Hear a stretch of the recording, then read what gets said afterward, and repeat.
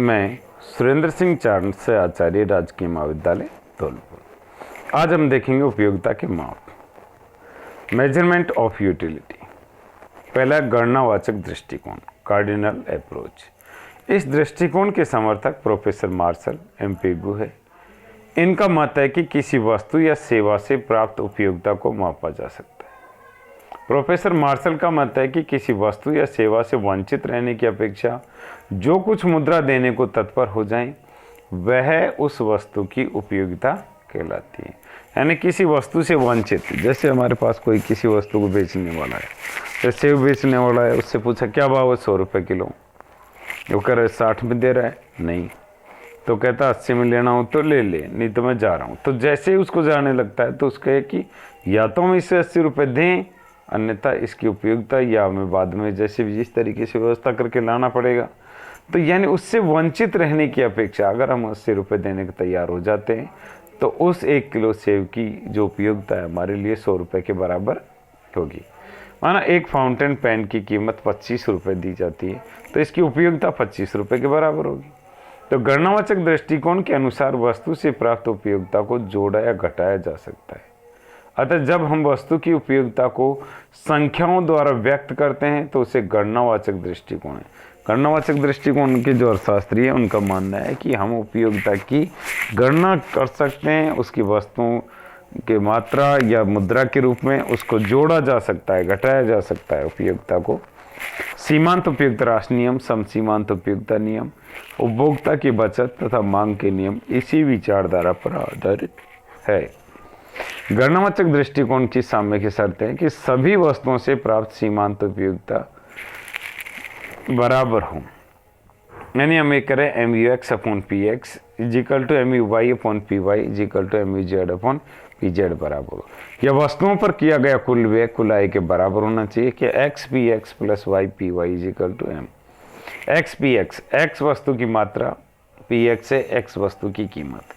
इसी तरीके से Y वस्तु की मात्रा और Y वस्तु की कीमत को गुणा कर कि इनको जोड़ लें आपस में, तो ये वस्तुओं से प्राप्त कुल जो व्यय हो गए और M है कुल आय, तो कुल व्यय कुल आय के बराबर होना चाहिए। अब हम इसमें देखते हैं आगे क्रमवाचक दृष्टिकोण।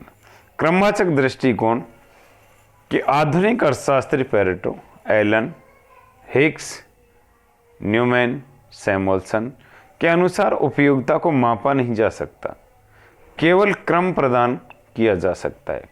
हम ये कह सकते हैं कि किसी इकाई से अधिक उपयोगिता प्राप्त होती है तथा कौन सी इकाई से कम उपयोगिता प्राप्त होती है कम, लेकिन हम इसे मापना कठिन होता है। हम इसे माप नहीं सकते कि इतनी मात्रा के रूप में। इनका इन अर्थशास्त्रियों का मानना है कि हमारे अंदर कोई ऐसा मीटर नहीं लगा हुआ कि एक गिलास शरबत पिया और तुरंत कह दिया कि 20 रुपये के बराबर इसकी उपयोगिता है। हम ये कह सकते हैं कि पहले गिलास जो शरबत पिया उसकी उपयोगिता दूसरे गिलास जो शरबत पिया उससे अधिक थी। यानी अधिक या कम बता सकते हैं, हम क्रम प्रदान कर सकते हैं लेकिन उपयोगिता को माप नहीं सकते।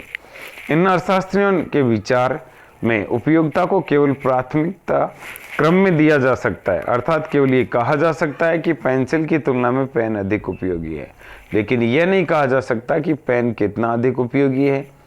उपयोगिता को स्पष्ट करने के लिए इन अर्थशास्त्रियों ने तटस्थ वक्र विश्लेषण का प्रयोग किया और इस विचार का संबंध संख्या से न होकर क्रम से है, अतः इसे क्रमवाचक दृष्टिकोण कहा जाता है।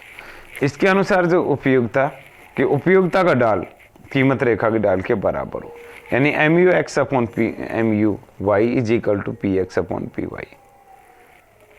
इसको अगर तिरछा MUX को इधर ले जाएं और PX को इधर ले आएं तो ये हो सकता है ये MUX upon PX is equal to MUY upon PY। ये जो क्रमवाचक गणनावाचक दृष्टिकोण था उसी तरीके से शर्त बदल जाती है।